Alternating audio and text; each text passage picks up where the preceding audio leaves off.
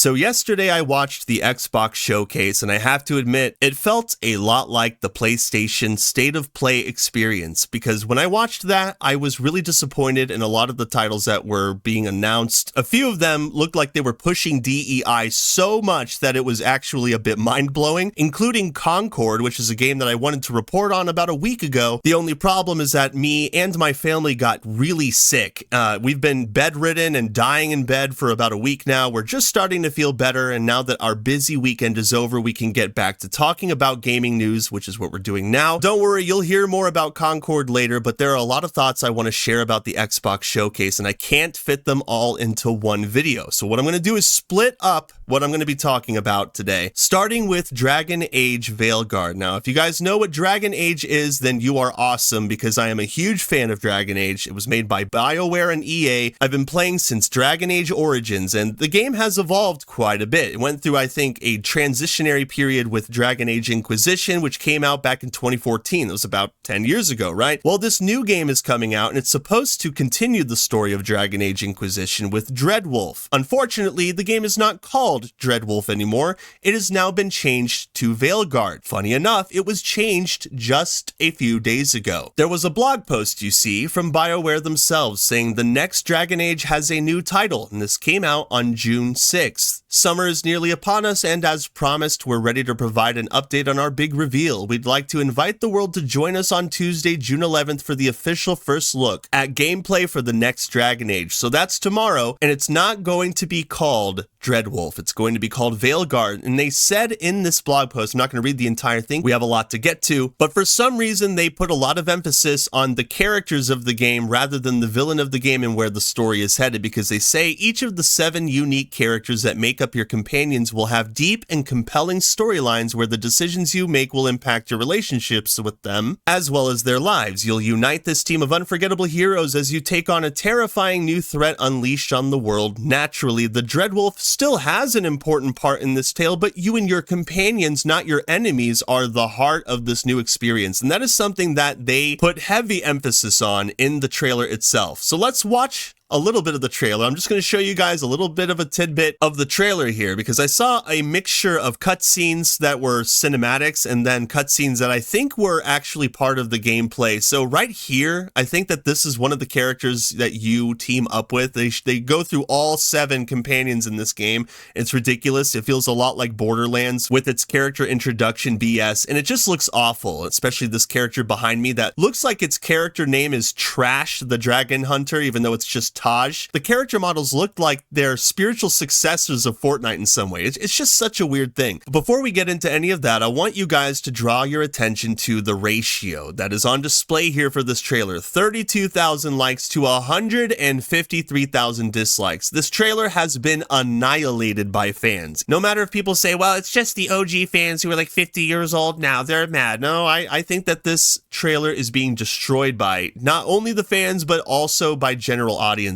Gamers everywhere are saying no bueno, we do not like what we are seeing. Now, why is it that they don't like what they're seeing? Well, it looks like this game was made by Disney Marvel. That's basically what they're seeing. They're seeing that the dark and gritty nature of the Dragon Age games is gone, and that BioWare has completely disconnected from its fan base and instead gone a new, bold, and modern direction. I mean, in this trailer, it just looks like they're gathering a bunch of companions to do this huge heist, like it's some big joke, an exciting joke. Like this person right here is saying, oh, we're going to be sent back to the Veil again, aren't we? This looks like such a huge departure from Dragon Age characters that we've known. I mean, look at this guy. I just don't get it. The design is way off. There was a level of realism in the previous Dragon Age games. Also, the previous games were very dark and gritty. I just don't see any of that here. It looks like they've gone a completely different direction. And that's what I'm worried about. And that's what a lot of gamers are worried about, including people who are diehard fans of Dragon Age. I know that I'm one of them, but Mr. Matty Plays, he is also one of those people, and he had something to say.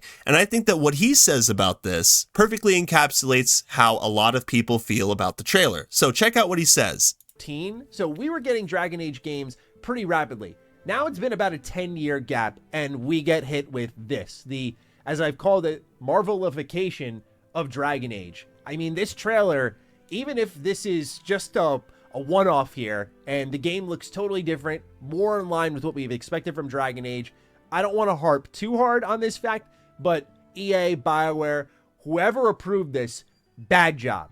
Just gotta be real. Terrible job even. Why do I say it like that? Because it shows that you have disconnected from what made Dragon Age Dragon Age. If you are trying to sell this to current fans, you absolutely, unfortunately, failed. All you did was create concern. Man, if there's one thing I love, it's a guy who is honest, right? A guy who just tells the truth. And I think that that is how a lot of players feel about this game. It just looks like it's not the same Bioware. It's not the same Dragon Age that we all know and love. And there may be a reason why this is happening. If you take a look at this post from Grums, he says, Bioware Dragon Age has been renamed to Dragon Age the Veilguard. New gameplay trailer to debut June 11th. I'm hoping for a great game free of modern politics. Uh-oh. And if you see the person who is the game director of this game, it's Corin Bush, a trans woman. He's actually a guy, and he's the game director of Dragon Age Dreadwolf. It's not called that anymore. Queerosexual gender mancer. Opinions are my own. Hashtag trans rights. Hashtag Black Lives Matter. I see this as a growing problem. The more games that have come out this year, the more that I see these people are in charge. People who love to push a bunch of ideologies into everything that they do. Now, could I be wrong and this gameplay be amazing when this game comes out and it be 100% Dragon Age? Yes, of course that could happen. Tomorrow the gameplay could come out and blow people away. But one thing that I am not for is DEI in video games. DEI in entertainment in general. And what I'm seeing here is the potential for failure. It's already weird that they changed the title of Dragon Age only days prior to them actually showcasing it to us, but now that we're about to see gameplay tomorrow, and this person who is in charge of the game has their tweets protected, and I know this because I cannot get to their Twitter, it's just a big red flag to me. How many times have we seen this before where a trans rights activist who is in charge of a video game goes protected and disappears off the grid when people start pointing out how awful the trailer for a game looks? This is just a repeating pattern that we have seen time and time again. It's really easy to point out when a game might be a failure when you see things like this. But there's plenty more context to why this game might be going in a very bold and modern and diverse, equitous, and inclusive direction. Check this out. This is a story from That Park Place. Dragon Age the Veilguard game director, who describes himself as a queerosexual gendermancer, claims game is inherently queer. Why does Dragon Age have to be inherently queer? And I would like to make something clear for people who are saying, well, Dragon Age has always had queer stuff in it. You know, it's always been queer. It's always had gay people and gay relationships in it. Look, I as a gamer, one who is anti-LGBTQ, I don't play that part of the game where you can be in a queer relationship with another character. That's something that you can avoid, and it was not something that was inherent to the story. Now, Corin Bush, the game director, said, as a queer trans woman, I have a perspective on the games that not everyone has. Oh, he has a different perspective. Dragon Age has long been a place where LGBTQIA+ folks can see people like themselves represented respectfully. It's inherently very queer, and it's such a rare thing for marginalized communities to have representation where we feel proud and powerful in how we are depicted. There is a difference between being inherently queer and then having queer things in it. BioWare games are notorious for having relationships where you can be gay or you can be straight, and straight players usually do not go the route of being gay in their games. This is a different time that we live in where the DEI thing is being pushed into things with the intent of changing the game fundamentally from the inside out. Okay, it's not just them putting a couple of gay characters in there where you can optionally pick them. This entire game appears to be going in that direction, and that's the problem. It looks like they've done something. Something happened behind the scenes where this title had to be changed, and we got this Marvel-esque trailer, okay, like they're about to rob a bank with all of these sarcastic, humorous characters who are like, we're gonna go to the Veil, or we're gonna fight some Darkspawn, we're gonna go fight the Trickster God, the Dreadwolf, haha, I'm so excited, like it's a joke. He added, it's so deeply meaningful for so many, I often get emotional when I think about what it would have meant for a younger version of myself to see someone like her in a game, and as a hero, no less. By the way, this person's a guy, so it's not like he's being properly represented. It looks like he changed himself to look like somebody else. But he says, I hope we can be a safe place for our queer players to know they are not alone, that they are brilliant and worthy, that they are not only welcome, but celebrated. Yes. So expect a bunch of DEI in this game. expect it. Why wouldn't you expect it when you've seen it so many times before? And if you watch the trailer, it looks like it's atmospherically different. It looks like the tone is different. It looks like all the characters have been designed by Fortnite animators. It's just ridiculous. It's very clear they're going in a different direction. I find it strange that the title was changed only days before this occurred, and I do believe that this is the result. Now, again, could the game come out and the gameplay be absolutely amazing? 100%. I could be wrong. It is possible that they could not put any of their ideology in this game, but I do think that that's going to happen. So what does that mean? Does that mean there's going to be a queer person in this game that is going to be extremely powerful and there's going to be emphasis put on their sexuality? That is something that we've seen prevalent in games. The lines between gender being blurred, that is a pattern that we see as well. Is that what we're going to see in this game? It definitely sounds like it. I can't confirm until we see gameplay tomorrow or when the game comes out and it somehow proves everybody wrong and it's the complete opposite of what they're saying. I mean, the chances of that are very slim. I'm trying to be open-minded about it because you know how crazy people are out there. They're like, you just think everything's woke. But you've seen where the gaming industry has been heading, where what Sony has been saying, what Microsoft has been saying. Even Nintendo is starting to go down that hole. And it's really unfortunate, but this is the reality that we're going to have to face at some point. That when you see a pattern at play that you have seen time and time again, it may just be that, because that's the simplest answer. And there's a good chance that's not even why the trailer is getting roasted. The trailer's getting roasted because it doesn't even look like a Dragon Age video game. But if people knew that this is what Bioware has prepared for them, they'd probably get even more upset. Bioware lost numerous top executives and developers in the middle of production of Dragon Age Dreadwolf.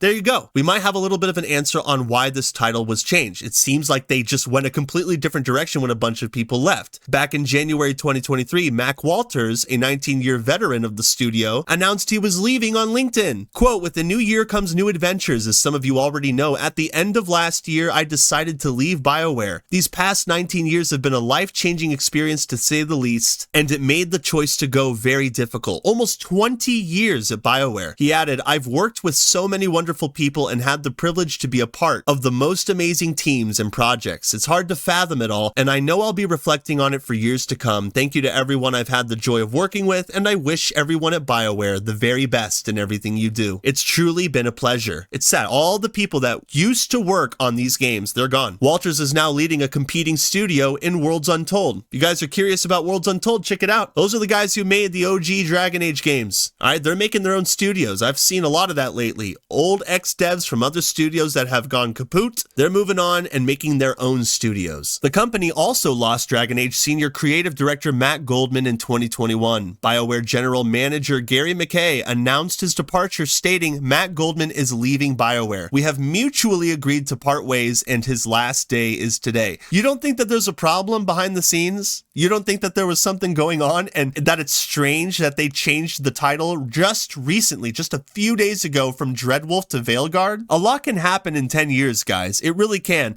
And when you have OGs, veterans who have known the ins and outs of the studios they used to work at, when they're gone and these new people come in, this is the result. This is what you get. We understand that Matt's departure has an impact on you, as well as the game's development. Rest assured, our commitment to a high-quality Dragon Age game has not wavered, and we will not ship a game that is not up to BioWare's standards. But again, they lost lead producer Fernando Melo in 2019. So 2019 to 21, in August 2023, the company also announced significant cuts. Really great reporting by That Park Place, by the way. So what does this mean overall? Does this mean that Dragon Age is going to be a failure when it releases? I think there's a good chance that it will be a failure. At least critically. Could it be the most amazing game ever? Yes, absolutely. I certainly hope that I'm wrong about the game, that it makes a lot of money, and that it's not full of ideology being driven by DEI policies and BlackRock and Vanguard nonsense. I really do hope that the powers that be do not inject their nonsense into even more of the entertainment that we grew up with as kids. But this is something that we have to prepare for. If we're all adults and we have seen this pattern before, then be prepared for it. We're going to see gameplay tomorrow, so I guess we'll see then. But if you do happen to see a playable class with the title Queerosexual Gendermancer, you'll know what you're in for. And that is all I've got for you guys in this video today. I hope you all enjoyed it. If you haven't had the chance to like it and share it with your friends, that would be awesome. And hey, if you're feeling ultra spicy, consider subscribing to my channel so that you're always up to date on what kind of thing I've got going on. I look forward to seeing you all in the next one. Later. Meow meow.